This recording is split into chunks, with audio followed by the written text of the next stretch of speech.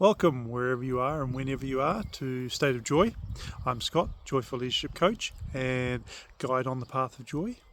Today I just want to touch on the first principle of joyful leadership. And it's only first because it's really a foundation piece for everything that follows. It is literally a cornerstone. It's not like the principles are a formula or a blueprint. It's literally it's a series of principles and ideals, a way to ascertain where you are on your journey, and dare I say it, whether you're in alignment and coming from a state of joy. The first principle is awareness. And you could break this down into three stages or three states of awareness. That's self-awareness, it's awareness of other people, and awareness of your environment or your outer. So it's the micro, the macro, and the meso, if you want to get fancy about it in terms of science and all that other stuff. The key principle here, the key ideal, I suppose, within the principle is that self-awareness. Everything starts there. It's a fundamental.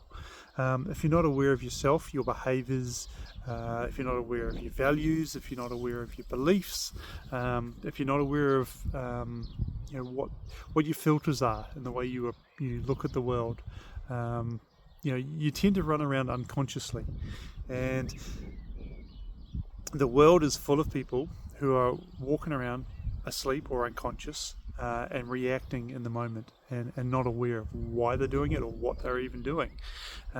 Self-awareness is actually like a superpower because it puts you above so many people. It's this ability to go, I understand the external factors, and that would be the environment and the outer awareness, and I understand, whether that's through psychology or I just understanding people or personality tests or whatever, but it's I understand what other people are, why other people are doing what they're doing, what they're doing, and I can kind of frame it a little bit, and put it into perspective. It's about them, it's not about me, not taking things personally, that sort of stuff. But the key here, the real key here is self-awareness, and that is, it just comes back to, taking the time to figure out who you are. You know thyself. It's as simple as that.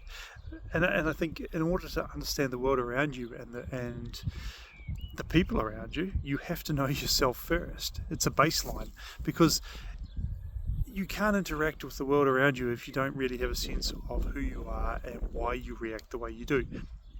Because a lot of our beliefs and a lot of our filters and a lot of our ways of looking at the world were given to us, by our parents, by society, by the people around us, the influential people around us when we were little. And it's gone into our subconscious. We're not aware of it. And that's the thing. It's like, until you bring that stuff into the light of day, it's going to control you, because you don't have an understanding or a perspective around why you react a certain way. And when you do, it's empowering. When you can stop and go, somebody said something, and it's not about them; it's about why am I triggered. It caused a reaction in me. It caused a trigger, and I'm reacting to this. Why am I not giving myself space to breathe and to respond? Why am I just automatically dropping into that fight or flight, or the monkey brain, or the leave and the lizard brain? And why am I reacting in this particular way to this person?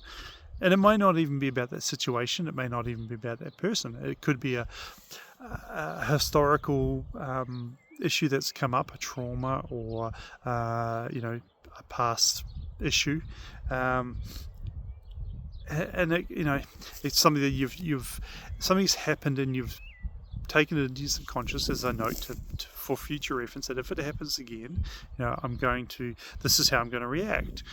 So a totally separate situation arises, and all of a sudden you react, but you do it unconsciously, and you don't understand why. You did. If you lack self-awareness, you're just going to you react in the moment, and you're not even going to think about it, and it's going to cause problems. By being able to be self-aware, it gives you a moment to be able to pause and go, I'm triggered by this issue. It's bringing something up in me. It's not this other person. It's my problem. Why am I reacting like that? And it gives you the chance to create some space to think about why that you're triggered by that. And it might just be something in the moment, but generally we'll find it's because of past issues, past traumas, history, essentially. Upbringing, lifestyle, nature and nurture. But you can't control it. You can't even work on it if you're not even aware of it. And that's the important thing. Self-awareness allows you the space to be in control of who you're choosing to be in the moment and how you're choosing to be in the moment. And it's allowing you this to work on what's coming up and being aware of what, simply being aware of what's coming up in the moment, going, if this is my stuff, what do I need to do to resolve this so it doesn't happen again? What can I do to, maybe help the situation that has arisen because of, my reacting in a certain way? So self-awareness is key. It's foundational. It is literally the starting point of everything. When I talk about values, the fundamental building blocks for how you filter the world, how you move forward through the world, so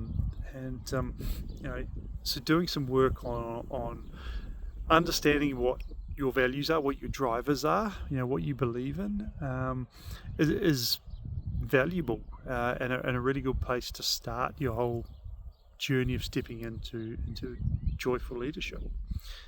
That's my little bit of joyful wisdom for the day. So as always, stay curious, lead with joy, and shift the culture.